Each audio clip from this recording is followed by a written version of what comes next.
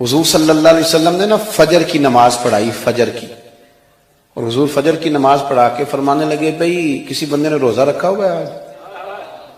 حضرت عمر کہتے ہیں رات کو میرا ارادہ تھا رکھوں، پر سویرے پھر میں نے گرا دیا، نہیں رکھا۔ حضور نے دوسری دفعہ پوچھا بھئی کسی نے روزہ رکھا ہے؟ تو حضرت صدیق کے اوپر نے ہاتھ کھڑا کیا، عرض کی یا رسول اللہ میں نے رکھا ہوا ہے۔ آپ حکم نہ دیتے تو نہ بتاتا، پر روزہ رکھنا بھی آپ نے توجہ دلائی ہے تو حکم بھی آپ کا بتاؤ تو بتا دیا۔ حضرت عمر کہتے ہیں حضور نے فجر کی نماز پڑھائی، فجر کی۔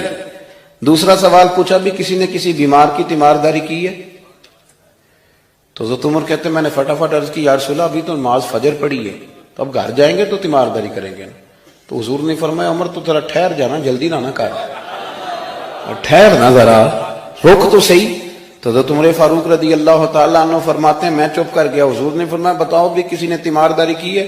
تو صدیق اکبر نے ہاتھ کھڑا کیا، عرض کی یا رسول اللہ عبد الرحمن بن عوف رضی اللہ تعالیٰ عنہ 2-3 دن سے نماز پڑھنے نہیں آ رہے تھے، رات میں نے پتہ کرایا تو پتہ چلا بیمار ہیں، اور حضور مجھے یہ بھی پتہ ہے وہ میرا یار ہے، مجھے پتہ ہے رات کو جلدی سوچا ہے پر تہجد میں ضرور اٹھتا ہے، تو حضور میں بھی ذرا فجر کا وقت جلدی اٹھا ہوں تو فجر میں آنے سے پہلے عبد الرحمن ابن عوف کی تیمارداری کر کے آیا ہوں۔ حضرت عمر کہتے ہیں میں نہ ہلکا ہلکا ڈھیلا پڑ گیا۔ حضور نے تیسرا سوال پوچھا، فرمایا کسی نے کسی مسکین کو کھانا کھلایا؟ کھانا کھلایا کسی مسکین کو؟ حضرت سیدنا عمر فاروق کہتے ہیں میں نے پھر عرض کی، میں نے کہا یا رسول اللہ ابھی تو فجر پڑی ہے، گھر جائیں گے کوئی چیز لیں گے تو کھانا کھلائیں گے، تو حضور پھر مسکرائے، فرمایا عمر تو ذرا ٹھہر نہیں جاتا، ذرا ٹھہر نہ، ذرا نظارہ تو کرنا، گویا یہ شان صدیق اکبر کا جلسہ ہو رہا، ذرا ٹھہرنا۔ حضور نے پھر پوچھا بھی کسی نے کسی مسکین کو کھانا کھلایا ہے؟ تو حضرت عمر کہتے ہیں لوگ سارے دائیں بائیں دیکھ رہے تھے اور میں چپ کے ابو بکر کو دیکھ رہا تھا، کہ مجھے پتا تھا کہ بولنا اسی نہیں ہے، اور دل میرا کر رہا تھا کہ کہہ دوں دیو جناب جواب، دل میرا کر رہا تھا۔ وہ سمجھ گئے تھے کہ سونا راضی کن کاموں میں ہو، بس یہ نقطہ انہوں نے پا لیا تھا۔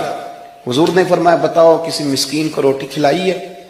تو جناب سیدنا صدیق اکبر نے ہاتھ کھڑا کیا، عرض کی یا رسول اللہ سویرے اٹھا ہوں تو چھوٹا بیٹا بھی اٹھ گیا تھا، اور میرے وضو کرتے سنت پڑھتے ماں سے کہنے لگا بھوک لگ رہی ہے، تو ماں نے 2 روٹیاں بھی پکا دی، تو حضور ایک اس نے کھائی دوسری اس کے ہاتھ میں تھی۔ جب ہم نکلے ہیں نا گھر سے تو دروازے پہ ایک فقیر کھڑا تھا، مسکین کھڑا تھا، کہہ رہا تھا رات سے بھوکا ہوں، کوئی دروازہ کھلنے کا انتظار کر رہا تھا، ابو بکر سب سے پہلے تیرا ہی کھلا ہے۔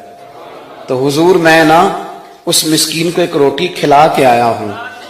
حضرت عمر فاروق کہتے ہیں میں نے گردن جھکا لی، اور میرے رسول کریم نے فرمایا اے اللہ میرے ابو بکر پہ رحم فرما، اللہ میرے ابو بکر۔ وہ سمجھ گئے تھے، مزاج شناست سمجھ آ گئی تھی کہ حضور کن باتوں میں، اور نا اپنے اوپر وہ سارا کچھ طاری کر لیا تھا انہوں نے، طاری، ان کی ادائیں بالکل ڈھل گئی تھی نبی پاک کی اداؤں۔ 3 دن وہ غار ثور میں رہے تو ہمارے صوفیاء فرماتے ہیں کہ ان پر تجلیاں بھی پڑی محبوب کی معرفت کی۔